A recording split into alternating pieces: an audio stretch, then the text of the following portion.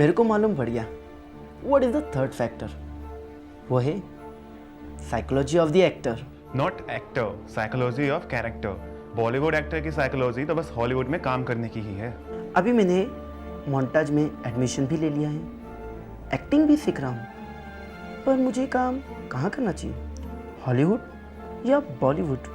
ए चेतन, भूल मत, मैं भी एक्टिंग स्टूडेंट हूँ। और हाँ, हॉलीवुड में तभी एंट्री मिल सकती है या तो तू बड़ा स्टार हो या फिर स्लम डॉग फिल्म की जैसे टॉयलेट में गिरने को तैयार हो। संजय, तुम लोगों का ध्यान हॉलीवुड या बॉलीवुड पर नहीं, अपने काम पर, अपने लक्ष्य पर होना चाहिए। पहले अपने आप को साबित करो कि तुम निभा सकते हो कोई भी रोल। करण सर, वैसे स्टार और एक्टर्स में क्या फ़र्क है? Ram, no need to call me sir. मैं भी मोन्टाज का डायरेक्शन स्टूडेंट रहा हूँ। फिलहाल शॉर्ट फिल्म, डॉक्यूमेंट्रीज एक्सेट्रा बना रहा हूँ। एनीवेज, स्टार स्क्रिप्ट नहीं स्टाइल बेस्ड होते हैं। वो स्क्रीन पर सिर्फ लाइफस्टाइल बेचते हैं, और मुझसे बेहतर तो हमारे मोन्टाज की काउंसलर कल्याणी मैम आपको बता सकती है। थैंक्स करण, और बिल्कुल सही कहा तुमने।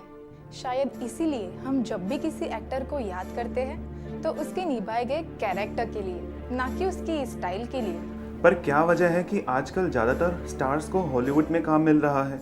यहाँ का स्टार सिर्फ एक जरिया है हॉलीवुड या इंटरनेशनल फिल्म वालों के लिए उनकी फिल्मों को भारत में रिलीज कराने का। It's a part of marketing. वरना उनकी फिल्में जो उनके स्टार्स और स्क्रिप्ट पर आधारित हो, उसमें हमारे स्टार्स क्या रोल करते हैं ये भी तो देखना चाहिए। खैर, इतना डेप में जाने की ज़रूरत नहीं है। हर साल बहुत से एक्टर और डायरेक्टर पास आउट होके बाहर निकलते होंगे, पर सबको काम क्यों नहीं मिलता? हर साल बहुत से स्टूडेंट्स निकलते हैं, पर एक्टर्स तो उनमें से कुछ ही होते हैं। काम तो सिर्फ काबिल लोगों को मिलता है जो जिद और जुनून रखते हो, हौसला रखते हो, धैर्य रखते हो। हमारे एक स्टूडेंट है सौरभ, जिन्होंने कई रियलिटी शोज़ किए हैं। मेरा सबसे पहला reality show dance India dance season 2 था। जजेस ये रेमो डिसूजा, टेरेंस लोवेस और गीता कपूर थे। तो मोन्टाज में जो एक्टिंग का कोर्स किया वो डेफिनेटली कहीं ना कहीं हेल्पफुल हुआ रहेगा एक्सप्रेशन के लिए डांस में। डांस में तो यूज़ नहीं हुआ, लेकिन बिग स्विच में यूज़ हुआ, क्योंकि बिग स्विच एक एक्टिंग था, एक्टिंग बेस्ड शो था, तो उसमें यूज़ हुआ। डांस में तो एक्सप्रेशन वाइज कुछ यूज़ नहीं हुआ, लेकिन एक्टिंग मोन्टेज में मैंने एक्टिंग सीखा था, डांस नहीं सीखा था। तो मेरे बिग स्विच जो शो था, जो एक्टिंग बेस्ड शो था, कपिल शर्मा का जो शो था, वो कपिल शर्मा चाहता था कि मैं उसके शो में आऊँ। पहले सौरभ डांस करेंगे, फिर रणबीर उनको ज्वाइन करेंगे। जोरदार ताली एक बार।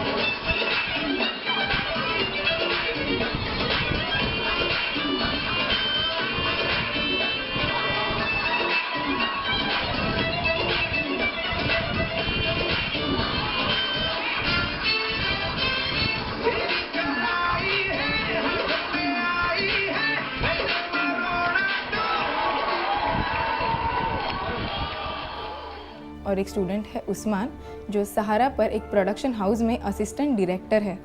और करण, जो थिएटर, एड फिल्म्स और एल्बम्स कर रहे हैं। मैंने देखा है कि आज को टीवी सीरियल में हिट हो गया, कल टीवी से गायब क्यों हो जाते हैं? क्योंकि सक्सेस के कारण वो हैप्पी हो जाता है। मतलब?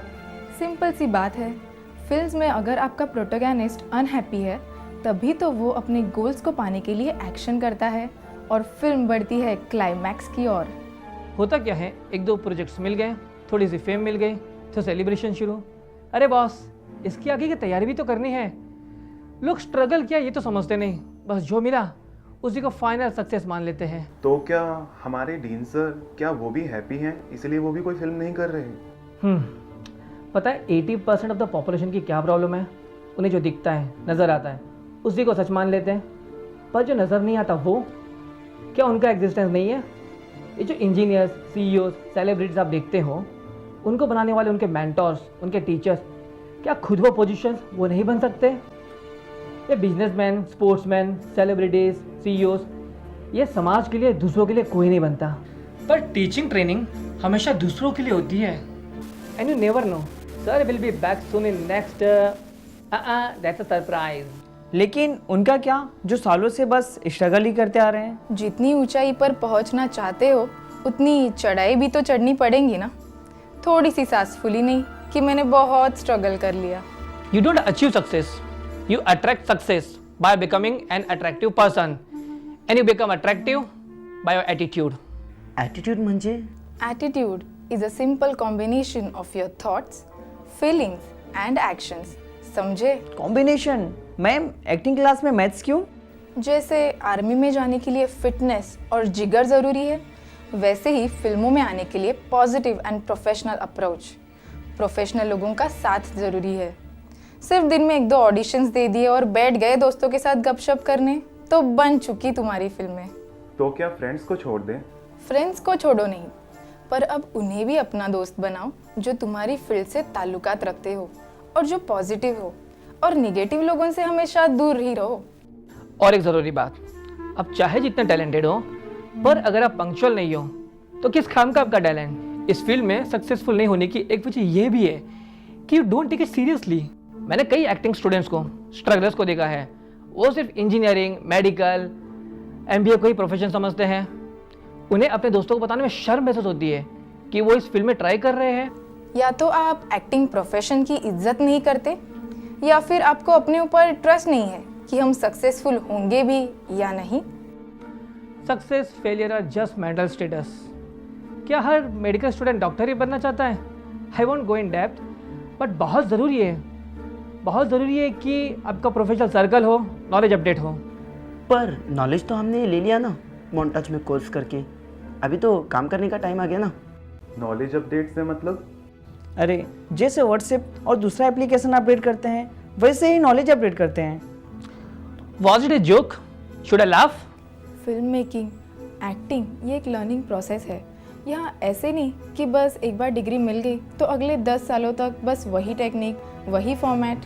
यहाँ एवरीडे सीनियर से, दूसरों से, खुद से लर्न करते हैं कि कौन सा सीन कैसे बेहतर बनाया जा सकता था या कौन सा ऑडिशन कैसे देना है।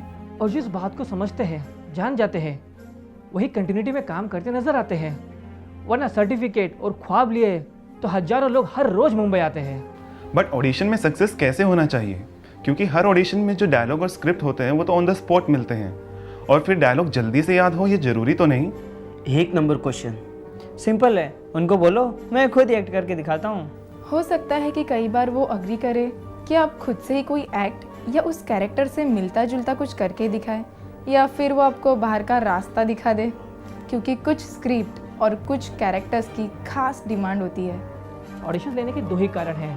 The first and most important इस कि क्या आप उनके कैरेक्टर और लुक पर फिट बैठते हो, और दूसरा कि क्या आप कर पाओगे एक्टिंग उनके कैरेक्टर और स्क्रिप्ट के अकॉर्डिंग। कई दफ़ा बड़े बड़े स्टार्स के साथ भी ये हो सकता है कि वो डायलॉग्स तुरंत याद नहीं कर पाते, लेकिन उनमें जो खास क्वालिटी होती है वो यही कि वो स्क्रिप्ट पढ़ते ही समझ जाते हैं कि स्क्रिप्ट का मूड कौन सा है और उन्हें कौन से इमोशन को एक्टिंग में कब इस्तेमाल करना है ये याद रहता है। क्या आप एक्टिंग के इमोशंस की बात कर रहे हैं? ये इमोशंस को समझना क्यों ज़रूरी है? कुत्ते मैं तेरा खून पी जाऊंगा। अभी डायलॉग है गुस्से वाला, पर इसमें लाफ्टर डाल दिया तो हो गया ना चेंज पूरा मूड स्क्रिप्ट का। वैसे अब तक कौन कौन से मेन इमोशंस मोन्टाज में सीखे हैं? Anger, sadness, surprise, fear, disgust. बस अब तक इतना ही इमोशन सिखाया है। मतलब एक और इमोशन सीखना बाकी है अभी। ये वो इमोशन है जो रियल लाइफ में जितना इम्पोर्टेंट और पॉजिटिव है, वैसे ही फिल्मों के लिए उतना ही निगेटिव है। ये इमोशन अगर फिल्म में हो तो फिल्म आगे ही नहीं बढ़ सकती। यही इमोशन फिल्म का ट्रू विलन होता है। अगर आपको पता है कि ये इमोशन कौन सा है तो SMS कीजिए हमें आपका सही आंसर। वैसे इस इमोशन का जिक्र है कहीं इस एपिसोड में। SMS your right answer on 98212 88400. The lucky winner will get an opportunity to do a free film direction cum script writing course at Montage Film and Television Academy, Mumbai.